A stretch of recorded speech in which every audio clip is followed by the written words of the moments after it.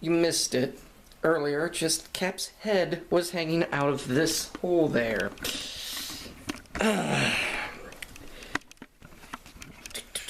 Okay, there we go. So, I promised a while back that I was going to review a game that I only played the demo of, Papo and Yo. And I ended up getting it with some of the money I got for Christmas. Most of the money's either in the bank or I used on food, but I decided to get some fun stuff for myself and Cammy as well. And Papo and Yo was one of the things I got.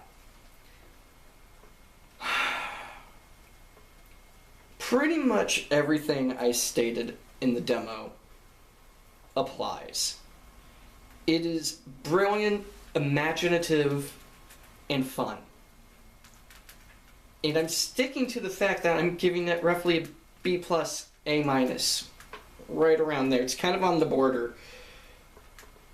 And I'm leaning more towards the A minus.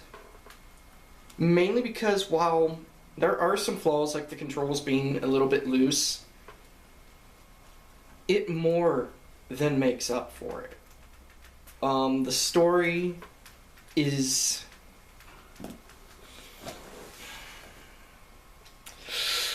It's going to be hard for me to talk about without spoiling it. So I'm going to warn you right now, I'm going to spoil the living hell out of this. So if you haven't played it yet, and you don't know anything about it, just stick with the demo review, because it's pretty much going to be the same, except for Monster. But you should totally get this game, if you can. If you have a PS3, oh, fuck, get this game.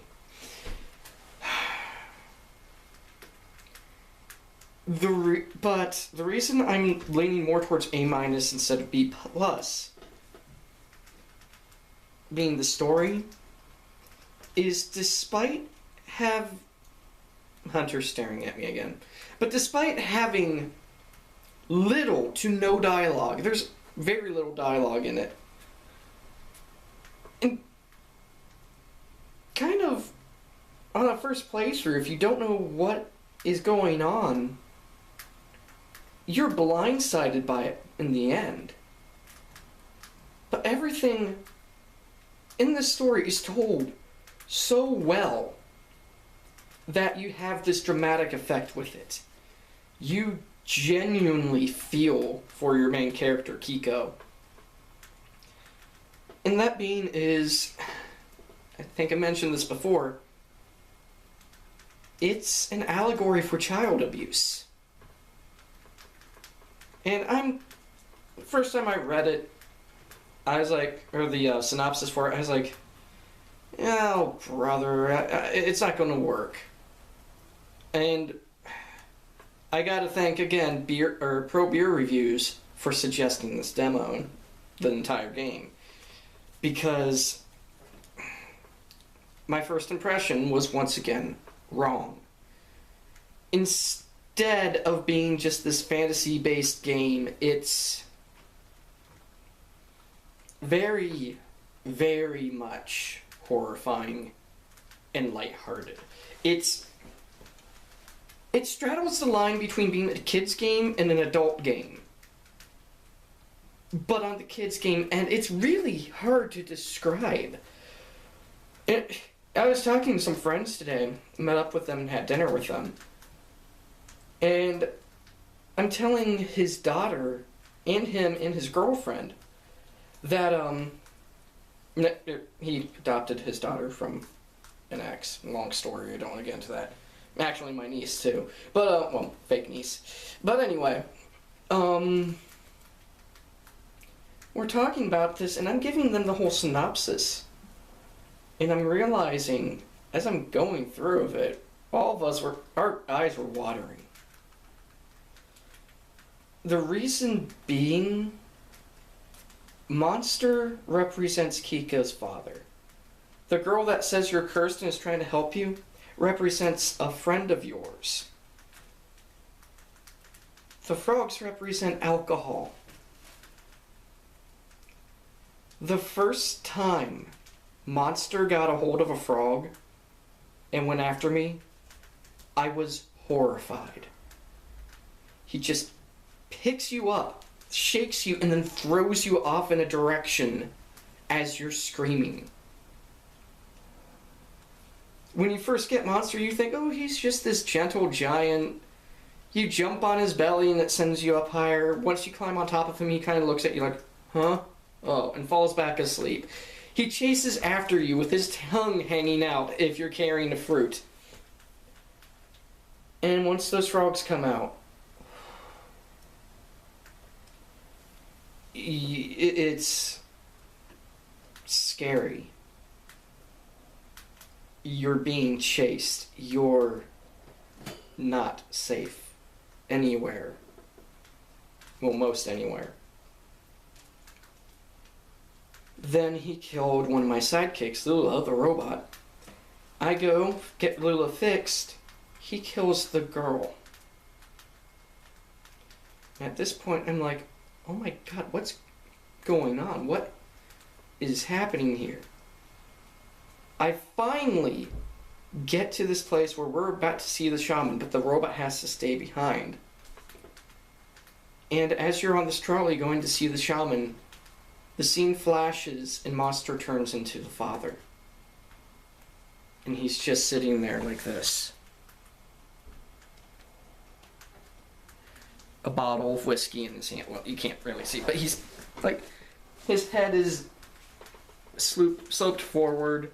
He's looking down and he's holding a bottle of whiskey in his hand.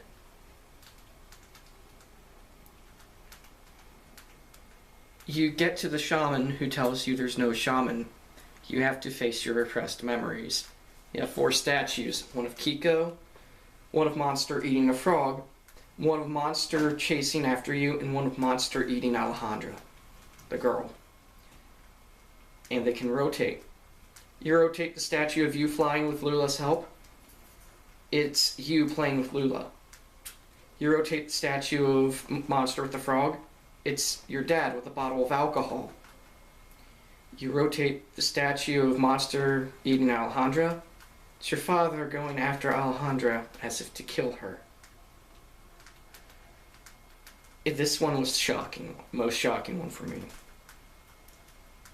The last statue of you being chased by Monster, you rotate it, it's your dad whipping you with his belt.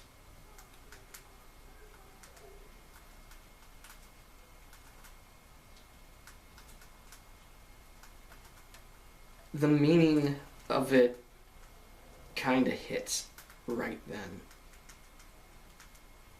The last puzzle, you have to kill Monster. And I don't really want to give my interpretation, but I will anyway. Because I know a lot of people are going to be like, oh, Kiko killed his dad. No.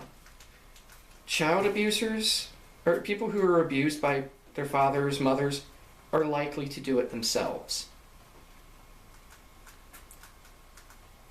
In order for him not to be like his father, he had to kill that part of him. But the last puzzle, you make Monster eat the frogs until he passes out. Then you put Alejandra in there repeatedly, killing her multiple times just to build a bridge so Monster can fall onto a platform, so you can push him off. In order to face your fear, you have to become the monster. So you know what not to be. And as the game ends, you're going back to the closet you started off in. The closet where you're hiding from your dad.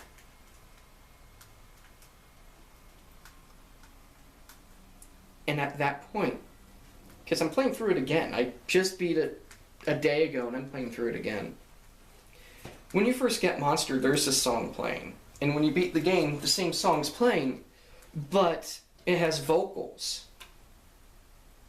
When you get to the part on the second playthrough where you get Monster, the song, while it first sounded relaxing, sounds very sad. Because you know what's going to happen. You realize what's going to happen.